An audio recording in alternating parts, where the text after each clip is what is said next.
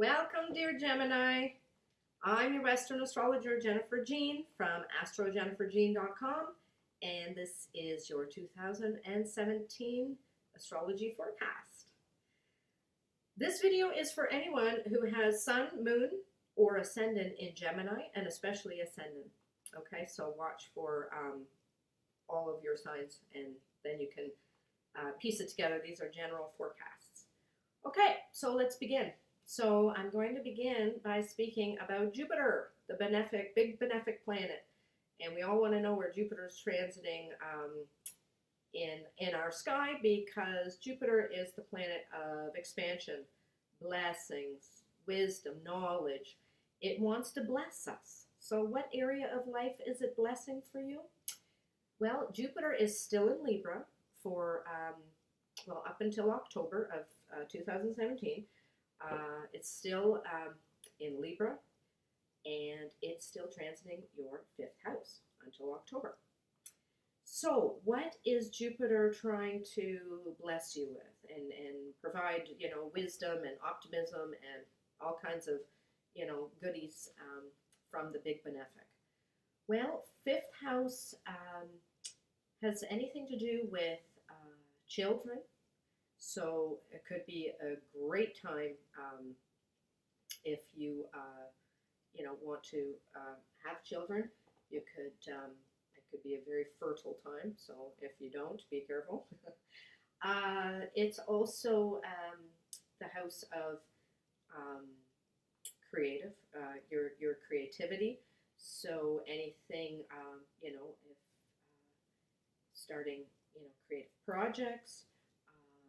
Maybe even just feeling like your creativity is back in sync. That could be happening with Jupiter there. Also, if you are looking for love, Jupiter in your 5th house could definitely bring you like romance, dating, having lots of fun and socializing, especially with it being Libra, is very social sign. So could be bringing you like lots of social activity and dating and fun, having like fun and having lots of maybe admirers. It could also bring you real true romance. That's the 5th house. They say is the house of true love. So if you are not in an established bond, that could definitely bring you some love into your life. If you are in an established bond, it could really just bring lots more pleasure to your life. I mean, you could be, going to more theater or parties or entertainment of any kind. Usually in more kind of, fun, social, glamorous kind of activities. So that's great. That's a great house for Jupiter to be transiting. So definitely take advantage of it. But again, Jupiter will not just, hand you things if you are not being mindful and grateful for the blessings that Jupiter is trying to bring to you in your life. So if you're living, your life very low, negative vibration, Jupiter can't, Jupiter is not going to, bless a criminal if they're doing, bad activities and not using, mindfulness and that. So please just remember to have fun and be grateful and stay positive, and Jupiter's there to, amp up that part of your life. So that's excellent. Now we're going to talk about Jupiter does go retrograde this year from February 6th to June the 9th. Jupiter retrograding there means, again, retrograding planet means more introspection, so looking more inwards as opposed to outwards. So in any of those manners that I just spoke of, 5th house matters, you may have to review, may have something to do with your belief system about those types of things. Okay, moving on. Jupiter will enter Scorpio, so it'll leave Libra and your fifth house and enter Scorpio and your sixth house on October the 10th. So I'll be here to speak about more about what that energy is going to bring. So for now, I'm just going to tell you that you have until October to really use and to really benefit from Jupiter in Libra in your fifth house. So use it wisely. Then we are going to be having an opposition from Jupiter to Uranus. And that is what astrologers call like a hard aspect. It's more of a challenging energy between those two planets. That's happening on March the 2nd and September the 28th. Happening in your fifth house from your 11th house. So the opposition is, Jupiter will be in your fifth and Uranus in your 11th. That kind of energy is like almost like a tug of war kind of energy. It's an opposition, right? So it's a choice. It's like there's some sort of choice that's going to need to be made with regards to fifth house, which is your love life, possibly 11th house friends. Friends or groups or something like that. Uranus is the energy of, kind of bringing like shock and surprise to you. It kind of shakes things up when things are like really stale and they need to move forward. So it's always best that you go with Uranus energy. Everybody already has an idea where they need things to be shaken up, but some people need that, to have the rug ripped out from under them as opposed to making the decision yourself. That's when it can hit you a little bit harder because, it's like you're being forced into the change. So again, staying, mindful and positive can really help you through that transit.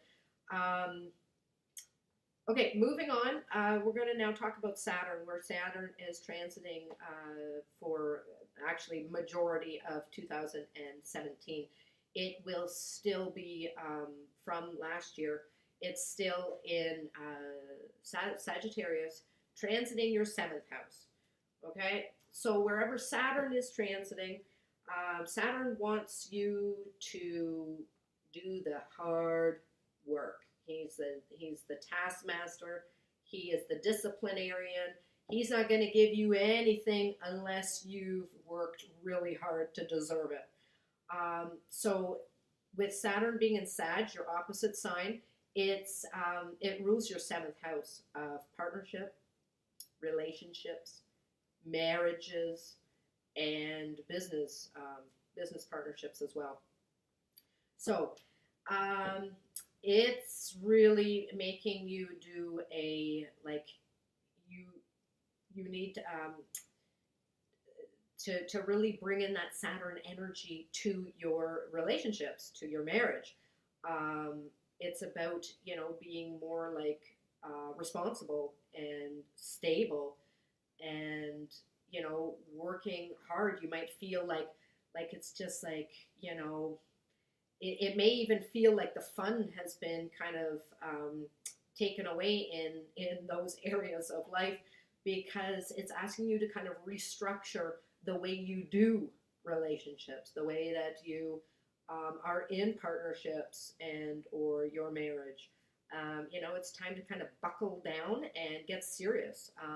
Because once Saturn leaves which it's going to be leaving end of December of this year, as long as you've done the work that Saturn has asked of you, it's going to bless you and you're going to come out feeling like so much stronger and stable and it's just that it's hard work and it feels kind of tedious and it feels kind of why do I have to do this?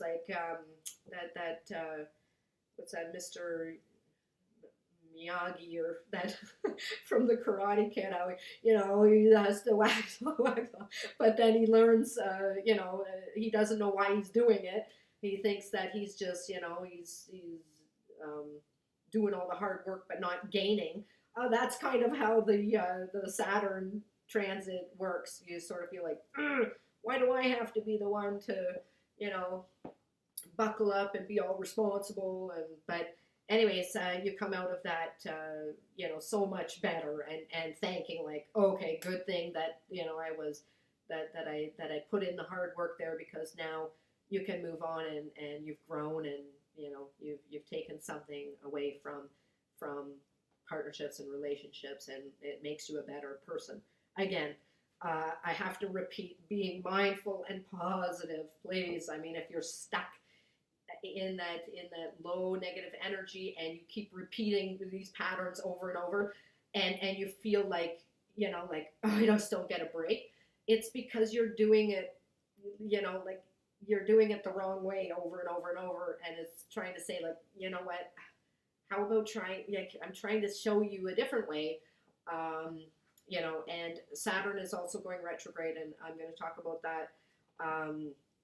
That's when you really have to redo the way that you do things, and again, being like completely responsible for yourself and taking responsibility for your actions and the things that you say. So it's going retrograde from April the 6th to August 25th. Again, in your 7th house. So you may have to, you may feel like you've taken 2 steps ahead, and then Saturn goes retrograde, and then you got to redo those steps and go backwards, and but then it goes direct again, and then you'll start to feel the benefits of Saturn transiting there. Okay, again, Saturn enters into Capricorn, so it's going to be leaving Sagittarius and your 7th house, moving into Capricorn and your 8th house on December 19th. Again, I will talk about that closer to that time, when when the energy of Saturn will be changing for everybody. But for now, just know that majority of this year you still have Saturn in your 7th. Okay, moving on. Now we're going to talk about the Venus retrograde. That happens about every 2.5 years, and we're having a Venus retrograde this year. It's going to be in the sign of Aries, and it's going to be transiting your 11th house. That's on March 4th to April the 15th. So, Venus retrograde. What is Venus? Venus represents, love, relationships, beauty, pleasure, money, anything that we find enjoyable. Okay, that's Venus. That's the pleasure-seeking. So, when it goes retrograde, it's asking you to review and go inwards with regards to those Venus-related issues. Not the best time to, maybe start a brand new relationship. Retrogrades are okay if you are, if somebody from your past is coming back, that might not be a bad idea. Doesn't mean it's necessarily going to work out, but, there might be some, maybe karma that you still need to wrap up, which is a good time to do relationship karma when Venus is retrograde. Not a good time to do anything like permanent to your, like, with your body, or something like, doing something drastic like a tattoo, cosmetic surgery. Not the best time for those types of things. Even like new hairdo or makeup or wardrobe or something like that, you might be likely to change your mind.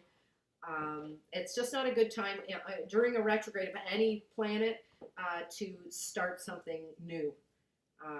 So it's a time to reflect and go in. Again, it's retrograding in your 11th house. May have something to do again with friendships, groups, clubs, organizations you may belong to, or even maybe even like it's about that's a house of your hopes and wishes as well and gains. So maybe even reviewing what you once was a hope and wish. Perhaps it changes. Maybe you're asked to really reflect, and maybe it's leading you to some other type of epiphany that you didn't expect. It also dips back into Pisces, and Pisces rules your 10th house. So it may even have something to do with career-related things, because Pisces rules the cusp of your 10th house, and 10th house is about career, authority figures, bosses, status, reputation. So anything with regards to that and those Venus-related matters, again, just not a good time to start or begin anything Venus-related. Okay, so that's enough about Venus retrograde. Now I'm going to speak to you about the eclipses that are happening this year. First of all, a little brief on eclipses. They are new and full moons amped up. It's like they're like, you can almost say like on steroids. They're like got about 30% stronger energy than a regular new moon and full moon. And just as the name says, they're eclipses. So a lunar eclipse is about kind of endings, culmination, manifestation. It will eclipse things out of your life that are no longer useful to you or beneficial or good for you. Solar eclipses are about new beginnings. Okay, new chapters, starting something new, fresh, could just even be an idea. Can often have like major epiphanies around eclipses. So first of all, I'm going to talk to you about the lunar eclipse that's happening February 11th in Leo in your 3rd house. So again, lunar eclipse, amped up full moon energy, about endings, culmination, manifestation, something kind of coming to a closure. In 3rd house matters, that could be contracts, that could be any kind of communicating, or any type of media thing. Pardon me, 3rd house is, all about, speaking, writing, thinking, So something coming to an end, maybe something around contracts. I mean, maybe a contract, that you are, something just off the top of my head, like a divorce, okay? That could be finalized around February 11th. A lease or something for a house or an apartment, maybe that comes to, an end, a close. Those are just some ideas. Next, we have the solar eclipse happening February 26th, and it's happening in Pisces in your 10th house. Solar eclipses are about new beginnings, something starting, some fresh start. So again, maybe something starting career-wise, something to do with authority figures, bosses, your reputation, your status, something like that could change. Promotion, anything to do with, again, new beginnings in that area of life. The next lunar eclipse is happening on August 7th in Aquarius, and Aquarius rules your 9th house. So again, lunar eclipse is about endings, culmination, manifestation, chapter closing, something coming to an end, being eclipsed out of your life. 9th house related could be the ending of a court case, or anything to do with law or lawyers, or if you're dealing with the law courts, that could be coming to an end. Anything to do with higher education. If you have been applying for, university, um, anything like that, you may hear now around the eclipse that, you've been accepted. It's also to do with mentors. What else? Ninth house is belief system as well. So anything like that, that's right around August 7th. Expect some kind of, closure, some kind of culmination in those matters. And the last solar eclipse that we have for this year is on August 21st. Again, it is in Leo, in your third house. So the lunar eclipse is in Leo on February 11th. That's something coming to an end. The solar eclipse on August 21st is something beginning. So something beginning, something to do with third house related matters. That's to do, again, with speaking, writing, communicating, contracts. Sorry, I also forgot to mention the third house also rules siblings, cousins, neighbors. So anything related with those people as well. It's also rules short trips, workshops, anything that you want to like brush up on some skills, anything like that could be started, or having an idea. I mean, it could just be the seed has been planted, and then it's up to you to nurture it and to make it grow into something that can be manifested down the road. Okay, so anyways, I think I covered, most of the big astrological events. I'll be here to speak month to month about things as they go along throughout the year. But until then, thank you so very much for watching. And please subscribe, comment, like, and share my videos. I really appreciate it. And if you would like me to have a look at your unique birth chart, please visit me at astrojenniferjean.com, and I hope to hear from you soon. So until next time, thanks again and stay positive.